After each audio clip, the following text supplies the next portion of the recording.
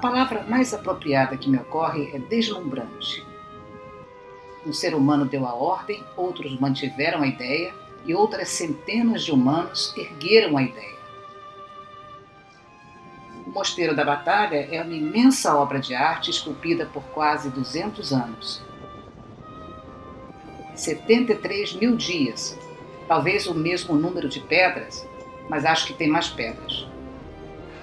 Centenas de seres humanos, pelo menos 10 arquitetos e mestres portugueses e estrangeiros, trabalharam no cumprimento da promessa do rei João I à Virgem Santíssima pela vitória em Aljubarrota. Quase 2 séculos de obras, pelo menos 7 reinados. Alguns reis dedicaram muita atenção ao mosteiro e deram muitos palpites, outros dedicaram pouca atenção e houve rei que não deu a mínima. O Mosteiro da Batalha ficou sob a tutela religiosa da Ordem de São Domingos, por influência do confessor do rei, Frei Lourenço, que era dominicano, e do chanceler João das Regras, simpatizante dos frades. O monumento é incrivelmente fantástico, mas muito foi destruído e roubado por causa do terremoto de 1755, das invasões francesas entre 1808 e 1810 e da extinção das ordens religiosas, com o confisco de monastérios e conventos pelo Estado. O mosteiro chegou a ser colocado à venda, mas a avaliação foi muito alta e ninguém conseguiu comprar. Aí o Mosteiro da Batalha penou em estado de degradação. Foi escola, quartel dos bombeiros, posto dos correios, prisão, repartição pública. Em 1840 começaram as campanhas de restauração dos monumentos nacionais em Portugal. O mosteiro foi restaurado, mas também foi bastante alterado. Em 200 anos de construção, com várias gerações de arquitetos e mestres, aconteceu uma evolução de estilos, do gótico radiante inicial, passando pelo gótico flamejante e chegando ao estilo manuelino, também conhecido como gótico português tardio.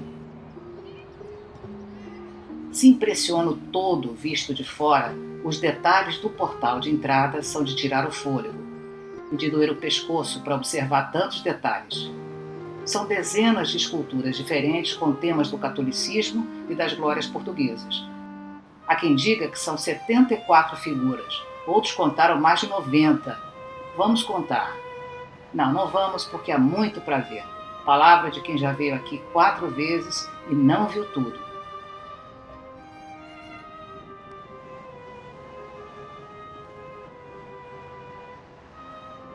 O portal é de autoria do mestre Davi Huguet, que sucedeu Afonso Domingues, o primeiro arquiteto e mestre dessa preciosidade. Não se vê 1 centímetro quadrado sem os dedos e a intenção de um escultor. Diante de um portal de tamanha magnitude em arte e conteúdo histórico, acaba não surpreendendo a enormidade aqui dentro. As colunas são altíssimas, sustentam 3 naves. A central tem 32,5 metros de altura. Neste mosteiro estão os mais antigos vitrais de Portugal, e são muitos. De dia, a luz natural acende os vitrais do altar-mor. Os vitrais foram encomendados por Dom Manuel em 1514 e concluídos 17 anos depois. Foram feitos por grandes pintores da época, com destaque para Francisco Henriques.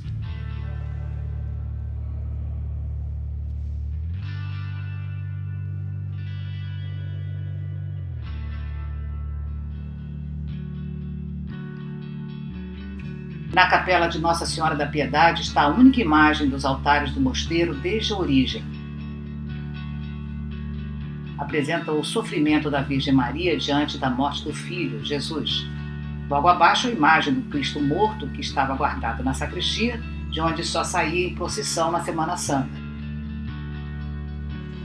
Na entrada da igreja está a campa rasa de Mateus Fernandes, um dos mestres de pedraria do mosteiro. À direita, a de Diogo Gonçalves de Travassos, um dos cavaleiros das conquistas de Ceuta e conselheiro do infante Dom Pedro. E esta é a campa de Martim Gonçalves de Massada, que que salvou a vida do rei João I na Batalha de Aljubarrota.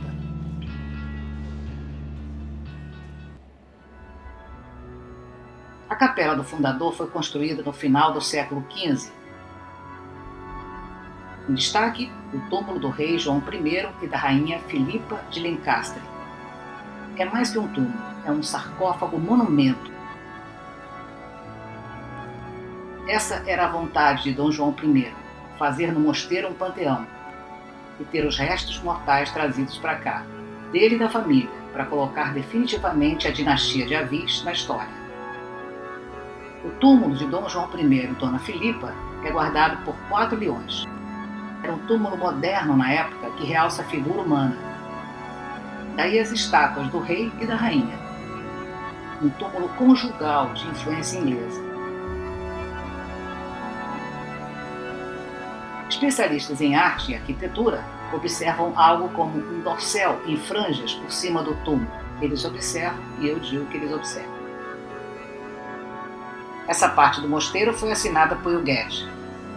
O teto era piramidal, mas desabou com o terremoto de 1755.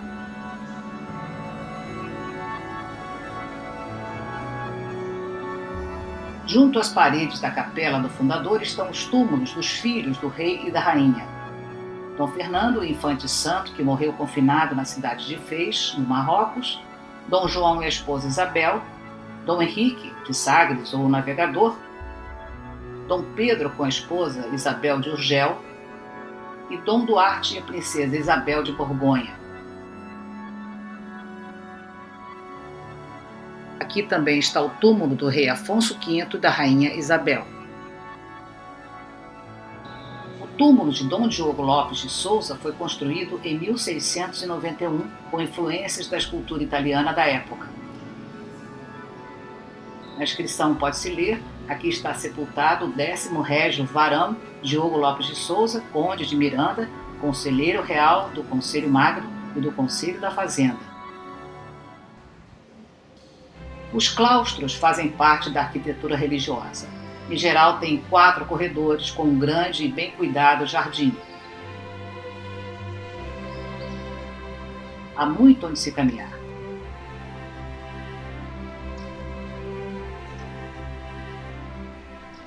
No Mosteiro da Batalha, o claustro de Dom João começou a ser construído em 1386, com a assinatura do primeiro arquiteto, Afonso Domingues. Foram 129 anos de construção. Tanto tempo que também assinaram a obra Huguet e Martim Vasques. O claustro devia ser em estilo gótico simples, mas foi sendo incrementado nos reinados de Dom Afonso V e Dom Manuel, com rebuscados na pedra. Do gótico de Afonso Domingues, passando pelo gótico flamejante de Huguet e Martim Vasques. Mateus Fernandes deu os retoques finais em arte manuelina, em 1515, no reinado de Dom Manuel. No lado norte, chegamos a um belíssimo fontanário. Era o lavatório dos dominicanos. Aqui os frades lavavam as mãos antes das refeições. Atualmente os pombos fazem a festa. O lavabo era um elemento integrante do sistema hidráulico do mosteiro na entrada do refeitório. A lavagem das mãos, além da questão higiênica, era um ritual simbólico. Essa beleza foi decorada por Diogo de Boitaca e por Vitor Ribeiro, que conta a língua da história, esculpia por prazer. Dizem que produziu poucas esculturas e todas dedicadas a Rodin. No fontanário, as figuras foram esculpidas no mármore branco. Especialistas esclarecem que é uma bacia lobulada com 2 taças polilobadas escalonadas. É o que eles, os especialistas, dizem e eu só repito. Aqui fica a entrada para a sala do capítulo. Aqui dentro, 2 soldados guardam 24 horas por dia o monumento do soldado desconhecido. Diz o escrito na lápide que é um símbolo do esforço português. Aqui estão os restos mortais de 2 soldados desconhecidos, trazidos em 1921 da França e de Moçambique, na África.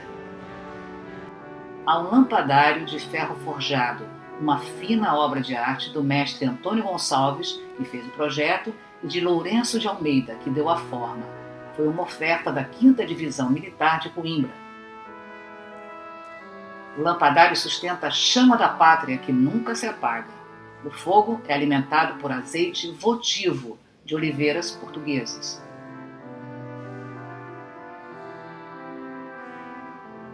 Essa imagem do Cristo das Trincheiras teria acompanhado as tropas portuguesas nos campos de batalha na Primeira Guerra Mundial em Flandres. Foi o que teria restado de um calvário destruído pelos bombardeios, um presente do governo francês em 1958. A concepção deste espaço foi do mestre Afonso Domingues, mas a obra foi concluída por Huguete, que fazia uma arte requintada, representativa do gótico flamejante. A única abóbada é em forma de estrela, com 8 pontas, 16 nervuras radiantes, sem nenhuma pilastra ou coluna de sustentação. É olhar para cima e imaginar que estamos em 1438, na Idade Média. Foi tamanha ousadia técnica para a época que manifesta-se a língua da história, e Huguete foi o único a permanecer neste espaço após a retirada dos andaimes e sustentações da obra. Só ele confiava no engenho. Todos os demais apostavam num fabuloso desabamento. Mas a abóbada não caiu. Está aí até hoje, mesmo com o terremoto de 1755, e destruiu muito do mosteiro. Na parede do fundo, uma grande janela tem um vitral, de 1514, com cenas da Paixão de Cristo. A sala do capítulo era onde os frades se reuniam, sob a batuta do abade ou prior, para a leitura do capítulo ou da vida dos santos, ou para discussões de interesse do convento, mosteiro, monastério. No chão, saindo da sala do capítulo, há nomes, números e símbolos. Os números são datas das mortes de alguns frades dominicanos. Os símbolos são uma espécie de marca dos fabricantes das peças que compõem a obra grandiosa do mosteiro. Cada pedra é um túmulo. Onde está a loja de lembranças era a cozinha do mosteiro. Há conjuntos de porcelana pintados à mão belíssimos e livros da gloriosa história portuguesa. No antigo refeitório está agora o Museu das Oferendas ao Soldado Desconhecido. Uma coleção de lembranças das sangrentas batalhas. Contribuições de várias nações.